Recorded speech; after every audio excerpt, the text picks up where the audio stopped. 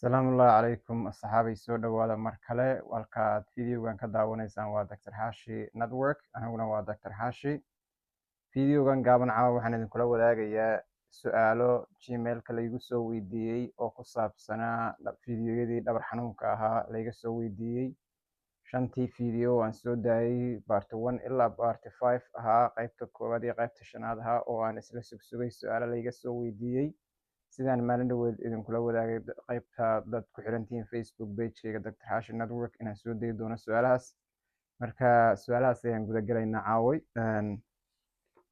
su-aalaha qaaraa isku mid ahaa marka waxyaala yaryar ku kala duwanaa marka kuwa isku mid ahaa hal mid unbaan kasoo qaadanaynaa insha Allah isla socosho wanaagsan su-aasha koowaad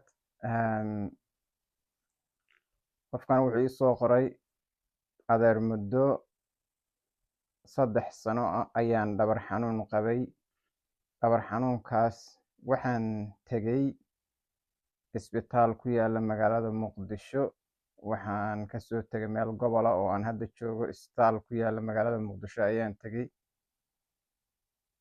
waxaa layga qaaday x-ray layga qaaday haddana waxaa layga qaaday mishiinka MRI-ga xanuunka waxaa la iigu sheegay xanuun aad maalin dhaweed fiidiyoyadaadii ka mid ahaa oo yareeya kanaalka meesha neerfuhu maro ayaa yaraaday la yidhi sidaas ayaa xanuunku labada lugood u soo aadaya marka waxaan u fahmay adeerkan wuxuu reference garaynayaa fiidiyogii part 3 oo aan spinal stenosis-ka uga hadlayay waa kaaskii ujeedaa oo kanaalka yaraanaya kadibna xanuunka lagu hadka dareemayda waa sii wadaynaa su-aasha markaas waxaa la igula taliyey inaan qalliin lagu sameeyo weliba dalka dabadiisa ah waxaa la ii soo jeediyey inaan aado dalka Hindiya oon halkaas isku soo qolo su-aashaydu waxay tahay arrintaasu sax miya oo qalliin ma jira xanuunkaas qalliin ma looga dawoobaa maxaadse igula tali lahayd adigu hadda meesha la qalayo waxaa la iigu sheegay L4 L5 ciriiri uu ku jiro neerfaha okay waa fahmay su-aasha wuxuu u jeedaa adeerkan haddaan soo koobo su-aashaas waxaa waaye 3 sano ka hor ma sheegin xanuunku inuu 3 sano ka hor bilowday 3 sano ka hor ayaan isbitaal ku yaala magaalada Muqdisho tegey raajooyina layga qaaday MRI la saaray waxaa la ogaaday inaan spinal stenosis qabo gaar ahaan meesha ciriirigu ka jiro oo spinal stenosis ama kanaalku uu ciriiriga ka gala inay tahay L4 L5 waxaa lagula taliyey inaan Hindiya aado isku soo qalo qalliinkaasu ma jira markaad su-aasha waa 2 qaybood qalliinkaasu ma jira haa L4 L5 iyo meel kastoo ay taaba qalliinkaas spinal stenosis-ka severe-ka oo daran waa uu jiraa markay xaaladdu laakiin stepka koowaad oo inta badan laga bilaabo maahan sida hadda ii muuqata adeerkan ima sheegin waxyaalo kaloo lasoo sameeyey iyo daawooyin iyo waxyaalo kaloo lagu dayay iyo physiotherapy ima sheegin inuu wuxuu kusoo qoray meesha uu isbitaal xamar ku yaala tegay kadibna la yidhi dhakhtar Indiya aad u baahantahay inaad aado isku soo qasho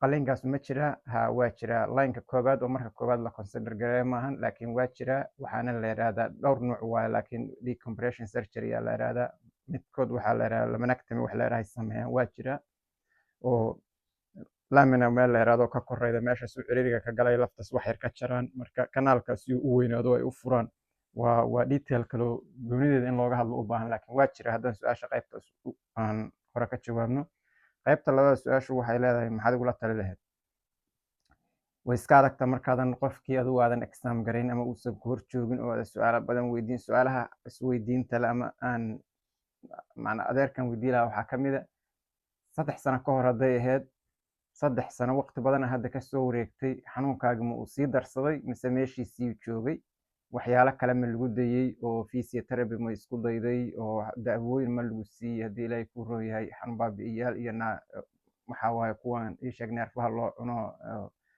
neuropathiga iyo waxyaalahaas ma lagu siiyey, waxyaala kale ma lagu dayey, mise hore unbaa qaliinka lagaga recommend garay.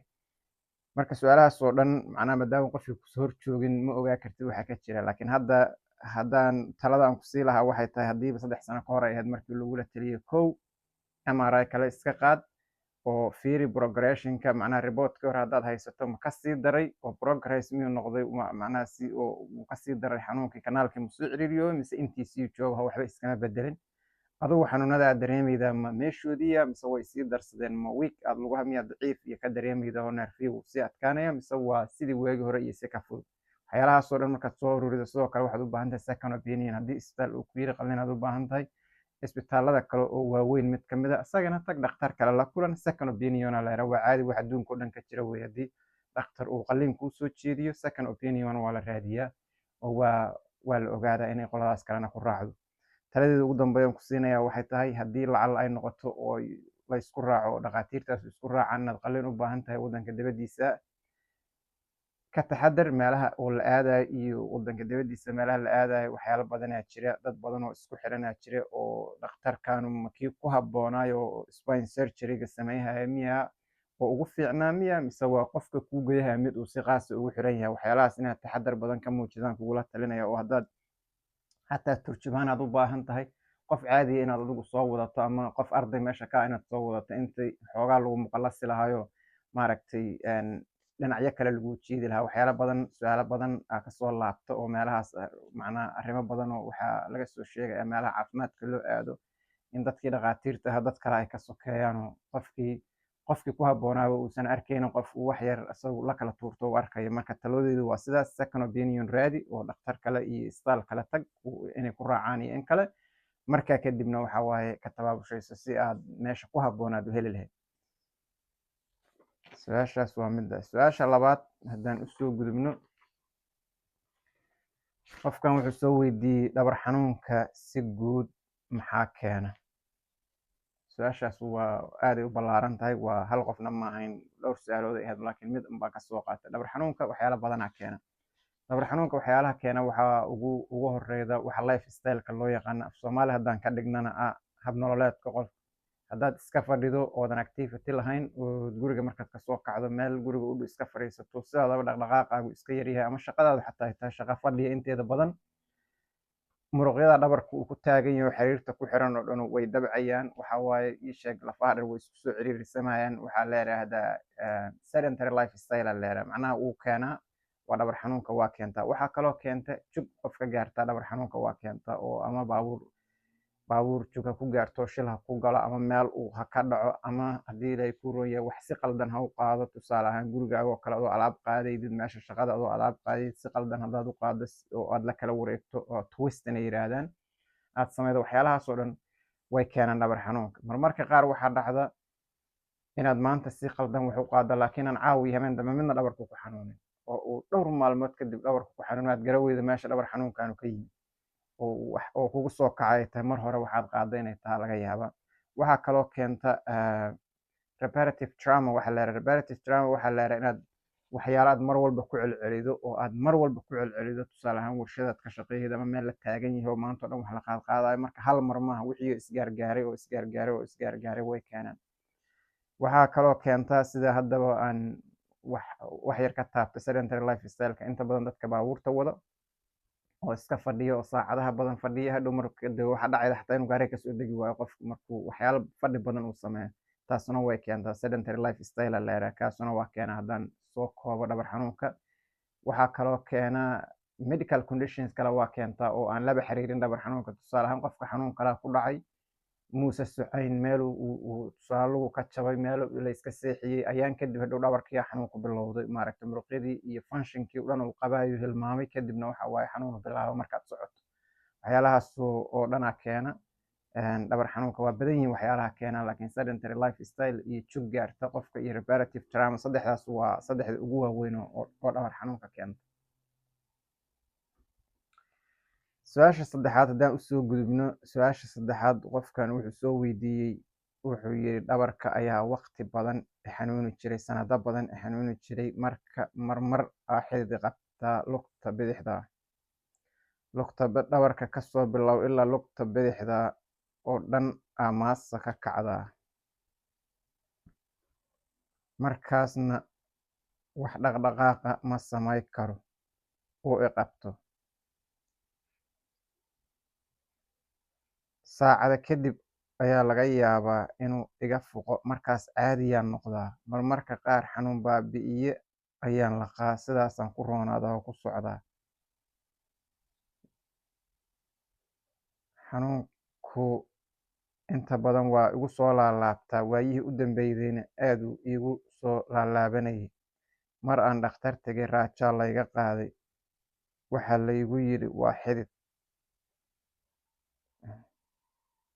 Maxaad is leedahay xanuunkaasu waa nuucee? Su-aashan xoogaa waa maaragtay in la ogaado waxa jira, wax badanaa ka dhiman. Horta raajaa layga qaaday yiri qofkan, oo waa xidid aa layidhi. Raajo horta xidid ma aragto, inta badan raajada waxaa lagu ogaadaa jointiska ama lafaha wax ka jira, hadday tahay jab, hadday tahay rheumatism, hadday tahay dislocation oo inay meesheedii ka dhaqaaqdo. Waxyaalahaasaa raajada loogu talagalay. Raajadu inta badan xidid ma sheegto, laakiin sida aan fahmayo dhakhtarkii u tagaya wuxuu u fahmay waxaan hayaa inay sayaarika tahay. Marka xididka sayaarikada inta badan loo yaqaanaa af Soomaali haddii loo soo bedelo. Marka dhakhtarkiya symptomkan u jeedo uu ka arkayo unbuu xidid ugu qiyaasay oo sayaarika symptom wey waxa loo jeedaa. Sidoo kale waxyaalo kale iyo xilliguu soo bilowday iyo noocyada kale iyo waxa uu yahay iyo jug hore gaartay iyo meeshuu kasoo bilowday iyo waxaasoo dhan meesha kuma jiraan. Laakiin si generaala haddaan maaragtay aan isugu dayno inaan su-aashaas aan usoo koobno, xanuunkaas wuxuu u egyahay sayaarika, uu u egyahay hadduu hal dhinac yahay, marna ka tegayo, marna uu kusoo laabayo. sayaarika uu u egyahay uu hal dhinac. waxaa kaloo dhici karta inuu maaragtay disc herniation jiro oo lumbar spine disc herniation wax la yiraahdaa jirto, spineka dhexdiisa dhinac uu gees u baxayo, ama uu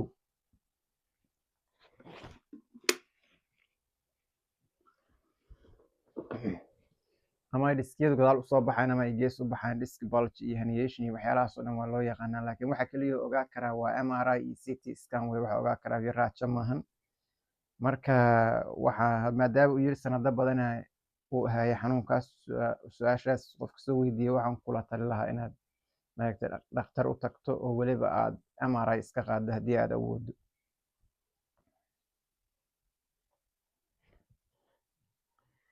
Su-aasha afaraad, qofkan wuxuu soo weydiiyey, wuxuu leeyahay 2 sano ka hor ayaan shil gaari galay, ayaan kadibna waxaa igu bilowday dhabar xanuun. Marmarka qaar wuu iga tagaa dhabar xanuunku, dhowr bilood waxba ma dareemo. Marmarka qaarna asbuucyo xiriir ah ayuu i hayaa.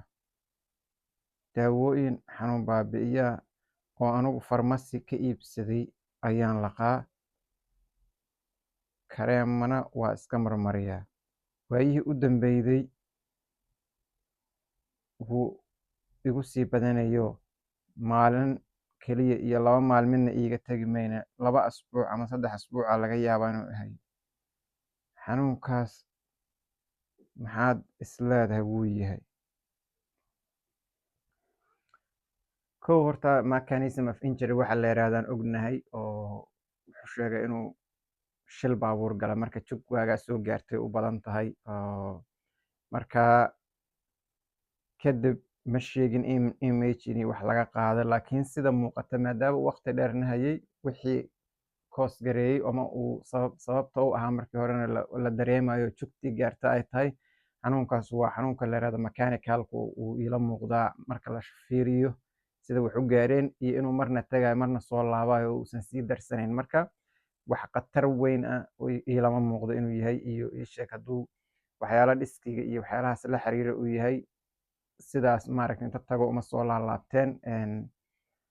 Marka waxaan kugula tali lahaa haddii aadan wax image iyo midna aadan iska qaadin, inaad maadaama waxay soo laalaabanayeen inaadan xanuun baabi'iye kaalmaatii adigu aadan iska soo gadan ee aad dhakhtar u tagto oo ugu yaraan raajo lagaa qaado. Waxa uu ila muuqda aniga waxyaalaha loo yaqaano chronic sprain oo ii sheeg muruqyadaas ama dhabarka dambe inay sprain oo mechanical ahaana inuu sprain garoobay uusan si fiicanna u hilgaroobin uusan u dawoobin si fiican markasta xoogaa intuu roonaado uu isaga soo kaakacayo waxyaalaha wax aad samaydo kugu kicinayahuna ay jiraan iyada lafteedu waa laga yaabaa. Marka taladeedu waxay tahay sida muuqata dhakhtar umaba aada tegin oo waxaa tiri farmashiyan daawooyinka soo gataa dhakhtar u tag assessment ha lagu sameeyo assessmentigaasna imagin ha lagu daro maadaama ay shil ama jug ay jirta markii hore.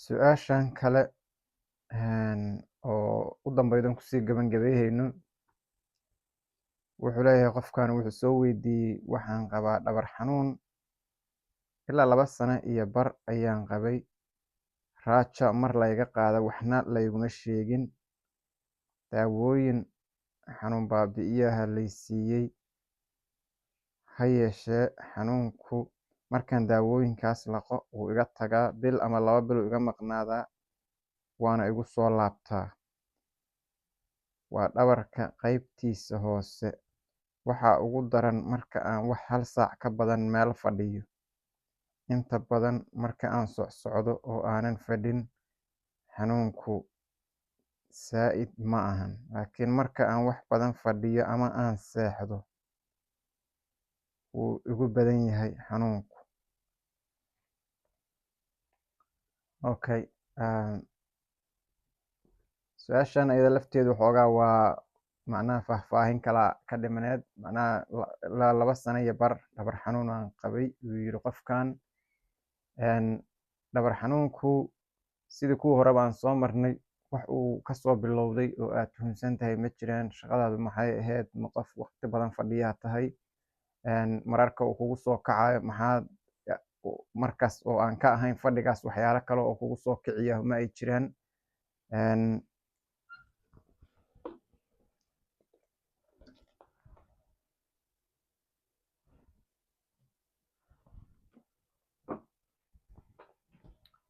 marka midan mechanism of injury-ga waxa loo yaqaano ama waxa uu kasoo bilowday ma ogin raajo in la qaaday waa good oo at least waxaan ognahay wiraan wax maaragtay jabnihin iyo dislocation iyo ma jiraan. marka haddii uu intaas jiray dhakhtarka ma markii koowaad keliya aad u tagtay oo mar dambe hadday kaalmaatiyadii iyo wixii ay shaqay waayeen kuma aadan laaban miyaa mise waa u tagtay oo weli lama recommend garayn waxyaalo kale laguma oo lagu soo jeediyo ma jiraan miyaa. waxaan kugula tali lahaa maadaama waqti badan oo ay kasoo wareegatay oo intaas uu ku hayay inaad maaragtay dhakhtar aad u tagto xanuun baabiyaashu hadday kaalmaati keliya iska noqdeen oo wax kaba ka qaba waa inaad iska wada maahan marka inaad dhakhtarka aad ku laabato haddii aadan ilaa markii koowaad u bilowday kadib aad dhakhtar tagin aad maaragtay dhakhtar kale u tagto raajada haddii waxba laga waayay xanuunkuna uusan waxba iska bedelin oo maaragtay wax oo hadda iska bedelay ama soo roonaasho ama usii darsasho ah oo aysan jirin inaad maaragtay iyada lafteeda aad modality kale ama MRI oo kale iyo inaad isa saarto way fiican tahay keliya waxaa hadda aan fahmaynaa inuusan khatar weyn ahayn oo mechanical xanuunka mechanicalka loo yaqaano xanuunadeen kasoo hadlayay kamida inuu yahay maadaama uu waqti dheer jiray uusan sii darsan wax calaamadaah oo neerfa iyo la xiriiro oo symptom ah oo neurologicalna aadan isku arag inuusan aad u darnayn aan rajaynayaa marka u tag dhakhtar u tag mar kale oo MRI iyo waxyaalahaas talo kale ula laabo sidoo kale waxaa laga yaabaa inay symptomatic degeneration wax la yiraahdo inay jiraan oo arthritis qofkan hadda meesha agekaaga iyo kuma jiraan marka waxaa laga yaabaa degeneration inuu jiro inkastoo raajadii hore ay degenerationka sheegi lahayd mar walba marka waxyaala badanaa suurtagala laakiin maadaama uu on and off marna ku qabaayay marna uu kaa tagay wax serious oo aad u weyn maahan lifestyle-kaaga ama qaab nololeedkaagu inuu koosgareeyhaya laga yaabaa maaragtay oo aad waxaad kaloo samayn kartaa inaad maaragtay meel haddii meeshaad joogto iyada lafteeda kuma qornee meel oo physiotherapy laga helayo hadday tahay inaad physiotherapist aad u tagto oo iyada lafteeda waxyaalaha maaragtay oo la isku dayay ka mid tahay iyo jimicsi iyo waxyaalahaas inaad samaydo maadaama waqtigaas dheerna ku haya wax aad usii darsoomayna uusan ahayn. halkaas ayaan kusoo gabagabeehaynaa su-aalihii la xiriiray dhabar xanuunka. waa ku mahadsantihiin inaad maaragtay daawashadiina iyo janaalka inaad maaragtay like garaydeen ood sii share garaydeen. dadka su-aalaha soo weydiinaya idinkuna waxaan rajeeyaa inaad maaragtay su-aalihiinii intii aan ka rayay inaan ka jawaabay. way adag tahay in maaragtay wax ama talooyin toosa ama wax maaragtay la siiyo maadaama ay wax yaroo kooban ay su-aashii iska tahay oo aadan qofkii wax badan ka ogeyn. maaragtay ma fududa in maaragtay taas iyo A iyo B iyo C samee in qofkii la yiraahdo, laakiin si generalahan isku dayaya mar walba inaan usoo kookoobo aan uga hadlo. marka waa mahadsantihiin dhammaantiin. videoga isla sii share gareeya. isku soo noqosho wanaagsan.